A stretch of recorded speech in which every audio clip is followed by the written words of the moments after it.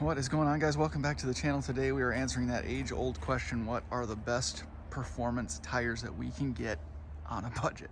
I have run a ton of different tires over the years, all different brands and styles and everything in between, so I got a little bit of feedback for you here today based on what we're seeing in the market right now. The following is a list of the top 5 budget-friendly performance tires for your car. All of these tires mentioned today are going to be in that $200-ish range and below, so very budget friendly. As I said, to keep it simple to follow, we're going to assume that your tire diameter is about 19 inches or so, and the width is going to be relatively wide, kind of in that 245 to 275 range. So to start, number 5, I'm going to say the Lexani LX20. I ran the Lexani LX20 actually on this car. Not too bad of a tire. Decent in the rain.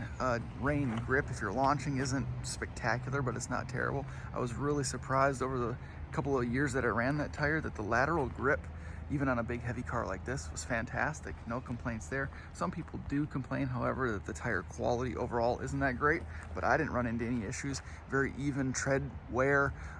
They were durable. I ran probably 15,000 miles on that tire and they almost looked brand new. Absolutely no grip, I would say, launching this car, but again, lateral grip in the mountains, I had no complaints whatsoever. They're considered an ultra high performance summer tire with a traction rating of A, a temperature rating of A as well, and a 320 tread wear.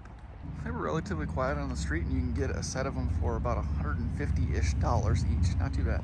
Number 4 on the list is the Achilles ATR Sport, traction rating of AA, temperature rating of A, 400 tread wear. You can get a set of these for around $125 a piece. Not terrible. Achilles is definitely growing in brand recognition. A lot of drift car drivers are running them for their inexpensive prices. They have a nice aggressive tread pattern. They're not great in terms of grip in wet conditions, but their lateral grip is great, and we hear a lot of pretty good feedback in terms of their lateral grip, so that's kind of cool. They're a solid all-season tire, I will say, but I would mainly run them in the summertime in warm weather conditions. Again, about $125 a piece, the Achilles ATR Sport, number 4 on the list. Number 3 on the list is actually the tire that I have on the rear of the 350Z. Check out that 350Z on the channel. That is the Federal Evolution ST1. Traction of AA, temperature rating of A. I think the tread pattern is, or the tread wear is around 350. You have to check the tread wear. I can't remember what that number is, but it's below 400 for sure. They're a good looking tire. They're reminiscent to me of the old Goodyear Eagles or the PS4Ss. I like that tread pattern, sort of a track inspired, but not super aggressive or weird. They're a little bit noisy on the street, which is typical of all Federal tires in my experience. They're just okay in the wet, and I'd say if you're making 300-ish horsepower to the wheels in a rear-wheel drive car, you're not going to get a lot of grip off of the launch unless they're warm. Federal has some much grippier tires out there, but these do hook pretty well again when they're warm, but they can get a little slimy when they get real hot. You'll find these in these larger tire sizes for under $200 a piece. Not too bad. Federal Evolution ST1, they are number 3 on the list. Number 2 on the list is the Falcon Zenith FK510. That's a AA for a traction rating, A for a temperature rating, and a 300 tread wear, so pretty soft tire.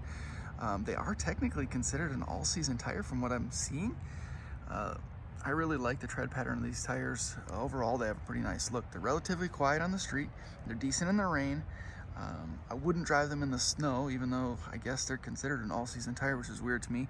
They're under $200 a piece, which is a great buy. I think this is a really exceptional budget-friendly tire.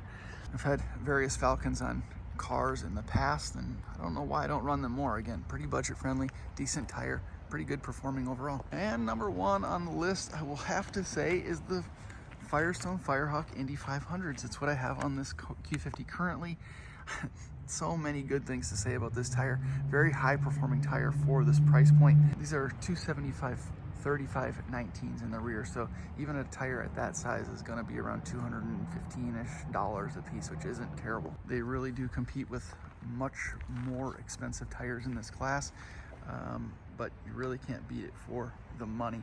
340 tread wear, high performance summer tire. Again, they're decent in the rain, pretty decent in cold weather temperatures. I've driven them just above freezing in the rain, and they performed just fine on the interstate.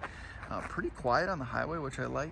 Excellent lateral grip, a little bit soft on the sidewall if you're really being aggressive in the corners, particularly in the front end.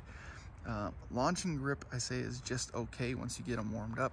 But if you're making over 350 horsepower, 300 foot-pounds of torque with a rear-wheel drive vehicle, you're not going to get any grip off the start line. I will say, though, if you have an all-wheel drive vehicle, these tires will be hard to beat. I would say they probably launch pretty well if you have a limited slip differential. With an open diff like this car has, though, they don't grip at all. Very comfortable ride quality, and again, pretty quiet on the road.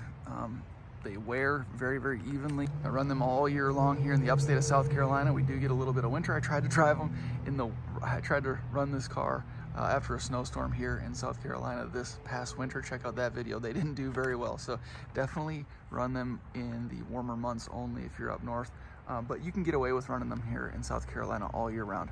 There are a lot of other budget-friendly tires out there, but these are just some of the 5 that have some excellent reviews online and great price points.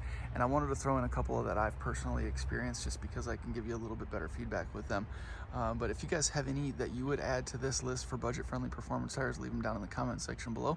Otherwise, if you have any questions or comments about the tires on the list, let me know. I get to all the comments that are left on all of my videos all the time. So let me know down below.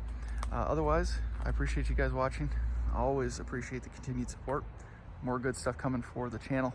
I appreciate it. We'll see you next time.